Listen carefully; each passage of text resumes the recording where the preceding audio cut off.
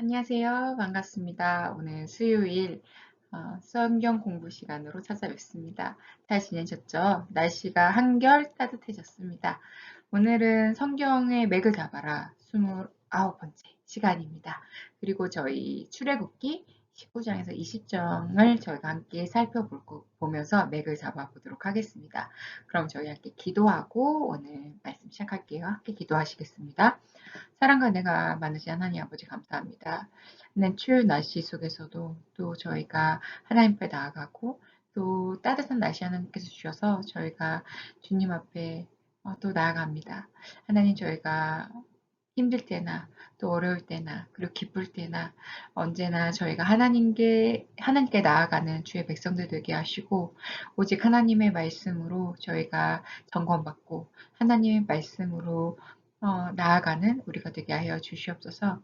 특별히 저희 김말수 성도님께서 또 잘 초연하시고 집에서 잘 드시고 또 기력을 회복하면서 하나님과 함께 저희가 예배드릴 그 날을 또 소망하게 하시니 감사드립니다.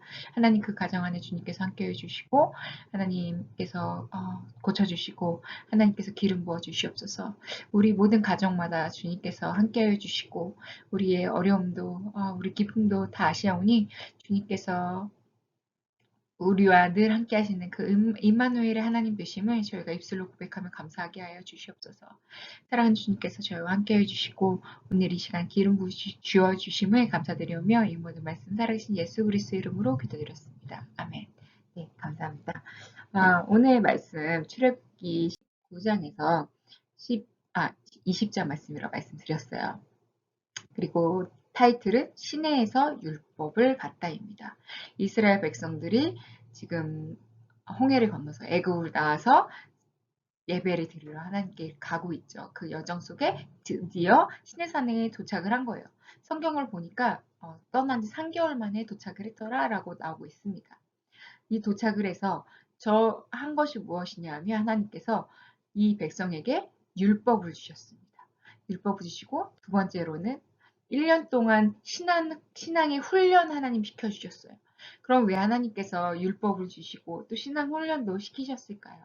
그것은 하나님께서 이 백성을 구별하셔서 훈련시키시고 전 세계 만민의 복의 근원으로 만들기 위함이었습니다. 그 과정 속에 이스라엘 백성들이 지금 있는 거예요. 저희가 계속 성경을 보게 되면 왜 율법을 주셨을까에 대해서 생각을 해보게 됩니다. 하나님은 왜 이 백성에게 율법을 주셨을까요? 출애굽기 19장 5절의 말씀입니다. 세계가 다 내게 속하였나니 너희가 내 말을 잘 듣고 내 언약을 지키면 너희는 열국 중에서 내 소유가 되겠고. 아멘. 하나님께서 왜 율법을 주시고 그것들을 지키게 하십니까? 너희들을 이 백성들을 하나님의 소유를 만들기 위함이셨습니다. 그래서 그 말씀에 순종하고 그것을 잘 지키면 하나님께서 어떻게 하신다고 약속을 하셨습니까? 너희가 내게 대하여 제사장 나라가 되며 거룩한 백성이 되리라. 출애굽기 19장 6절의 말씀입니다.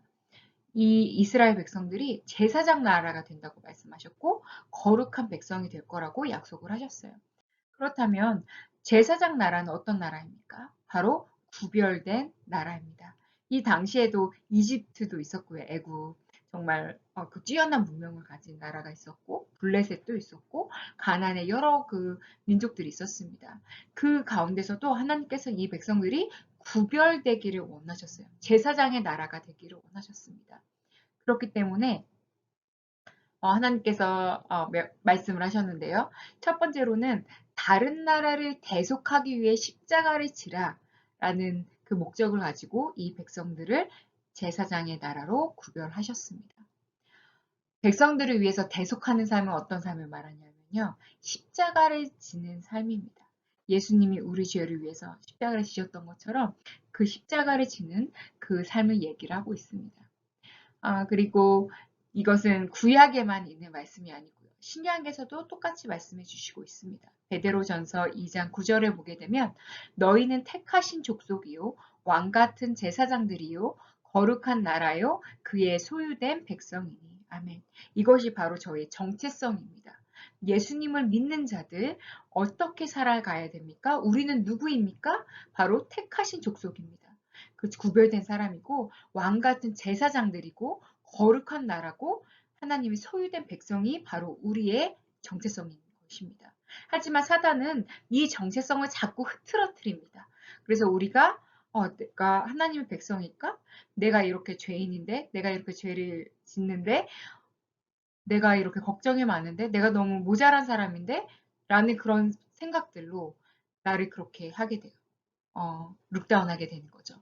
그런데 지난주에도 말씀드렸고, 제가 설교 시간에도 말씀드렸던 것처럼, 나에게 집중하게 되면 우리는 늘 부족합니다. 그렇기 때문에 우리는 내가 아니라 하나님, 그리고 우리 안에 살아서 역사하시는 그 예수 그리스도께 우리가 집중해야 되는 거예요. 그분에게 소망을 바라보고 그분을 바라보면서 우리가 나아가야 되는 거죠. 우리 나영희 사관님께서 지난 주가 부흥회 때 말씀하셨던 것처럼 성막을 저희가 보면서 그 물구덩이죠. 물구덩이 그 놋을 보면서 그 거울에 비친 나를 보면서 하나님의 말씀을 저희가 보고 우리를 늘 점검하고 다른 사람 보지 않고 나를 보고 정말 회개할 거 회개하고 하나님 앞에 조금씩 예수님을 닮아가는 모습으로 성화되는 그 과정이 우리에게는 꼭 필요한 줄 믿습니다. 그리고 하나님의 말씀을 가르치고 전하라는 게 하나님이 이 백성을 구별하신 그리고 율법을 주신 그 목적이셨습니다. 거룩하다는 것은 어떤 것을 말합니까? 땅에 속하지 않고 하늘에 속해 있는 것을 말합니다. 우리가 땅에 살고 있지만 땅에서 말하는 이 권세를 잡은 자들이 추구하고 우리에게 말하는 세상에 말하는 그런 것들을 우리가 쫓아가지 아니하고 예수 그리스도를 쫓아가는 그런 삶. 그리고 우리의 소망을 하늘에 놓고 사는 자들을 거룩하다라고 이야기합니다. 그렇기 때문에 우리의 모습이 다를 수밖에 없는 거죠. 우리는 이 땅에서 그냥 스쳐 지나가는 거니까. 우리의 참 소망은 하늘에 있으니까 그렇게 살아갑니다. 거룩한 백성과 하나님의 나라는 우리의 사명인 줄 믿습니다. 구약 때 지금 시내산에서 하나님께서 이스라엘 백성들에게 너희가 제사장의 나라가 되고 거룩한 백성이 될 거라고 말씀하셨지만 신약에서도 동일하게 우리에게 말씀하신다고 하셨습니다. 예수님도 우리 마태복음 마지막 장을 보게 되면 너희들은 가서 모든 나라의 족속을 제자로 삼으라고 말씀하셨습니다. 그리고 그것은 우리의 사명인 줄 믿습니다. 십계명에 대해서도 나오고 있습니다. 하나님께서 십계명을 주셨어요. 십계명은 사랑입니다. 십계명에는 하지 말라, 하지 말라, 하지 말라라는 그런 부정적인 어휘가 붙어 있어서 이게 좀 부담스럽기도 하고, 왜 이렇게 하지 말라는 게 많지? 그리고 교회 전도하거나 예수님 믿으라고 할 때 사람들이 교회 가면 하지 말라는 거 너무 많아서 교회 가기 싫어요. 그렇기도 합니다. 하지만 그 십계명은 하나님의 사랑이세요.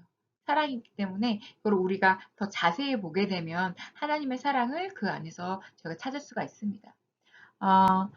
율법을 주신 목적을 하나님께서 말씀을 하셨어요. 그렇죠? 그 다음에는 십계명을 주신 거예요. 목적이 있는 다음에 너희들이 어떻게 행하라라는 십계명을 주셨어요. 마가복음 12장에서 30절, 31절을 보게 되면 계명에 대해서 나옵니다. 예수님이 하신 말씀이에요. 내 마음을 다하고 목숨을 다하고 뜻을 다하여 주 너의 하나님을 사랑하라 하시는 것이요. 둘째는 이것이니 내 이웃을 내 몸과 같이 사랑하라 하신 것이라. 이에서 더 큰 계명이 없느니라. 어떤 것이 가장 큰 계명이 무엇입니까? 물어봤을 때 하나님을 사랑하고 이웃을 사랑하는 게 계명이었습니다. 그래서 어떤 사람들은요. 구약에서 말하는 십계명이 이제는 필요가 없다는 사람들도 있어요. 하지만 구약의 말씀과 신약의 모든 말씀이 다 하나인 줄 믿습니다. 그렇기 때문에 어떤 것을 제해버리고 없애버릴 수가 없는 거예요. 그렇다면 이거는 무슨 의미가 있을까를 저희가 찾아보게 되면요. 1에서 4계명을 먼저 보게 되면 하나님을 어떻게 사랑해야 되는지 나옵니다. 하나님의 그 이름 망령되이 여기지 말고 또 안식일을 거룩히 지키고 이런 우상을 만들지 말고 계명들이 나와요. 이것은 주 너의 하나님만을 사랑하라 라는 그 계명입니다. 다른 것도 사랑하고 내가 돈도 사랑하고 뭐 다른 신도 사랑하고 그게 아니라 하나님만 사랑하라는 거예요. 우리에게 가장 큰 우상은 때로 우리 자신이 될 수도 있어요. 그렇죠. 그래서 우리를 버리는 것이 필요한 것입니다. 그리고 여기 5에서 6인데 10번째죠. 5에서 10계명은 뭐냐면 이웃에 대한 사랑입니다. 부모를 공경하고 도적질하지 말고 살인하지 말고 간음하지 말고 이런 계명들이 쭉 나오게 됩니다. 그래서 이 계명들은요. 십자가를 지는 거예요. 그리고 나를 내려놓는 그런 훈련입니다. 그래서 이거가 더 가게 되면 순종의 모습이기도 합니다. 그래서 하나님을 사랑하면, 하나님 정말 사랑하면 이웃을 사랑할 수밖에 없습니다. 그렇죠. 하나님을 너무 사랑하는 사람이 다른 사람들을 모른 채 하고 살아갈 수가 없잖아요. 그리고 다른 사람을 사랑할 때도 우리가 하나님의 사랑이 있어야 또 사랑할 수 있는 것입니다. 그렇기 때문에 바울이 갈라디아에서 이렇게 말했어요. 온 율법은 내 이웃 사랑하시기를 내 자신같이 하라 하신 말씀에서 이루어졌나니라고 말씀하셨습니다. 그래서 저는 썬데이 스쿨 주일학교 때 제가 들었던 그 비유가 정말 좋아요. 어떤 비유냐면 물이 그릇이 이렇게 있는데 그 안에 물을 이렇게 부으면요. 그 물이 넘쳐나야 가득 차 있고 있어야 그게 넘쳐나는 거죠. 우리가 하나님의 사랑을 듬뿍 받고 우리 안에 하나님의 사랑이 가득 차야 넘어갈 수 있는 거예요. 다른 이웃에게도. 그래서 우리가 하나님을 정말 몸 다해서 사랑해야 이웃도 저희가 이너프하게 사랑할 수 있습니다. 그것의 가족의 모습에서도 동일하죠. 에베소서의 말씀입니다. 에베소서에서도 성령 충만하라가 먼저예요. 그 다음에 하나님께서 말씀하시는 게 남편들이요.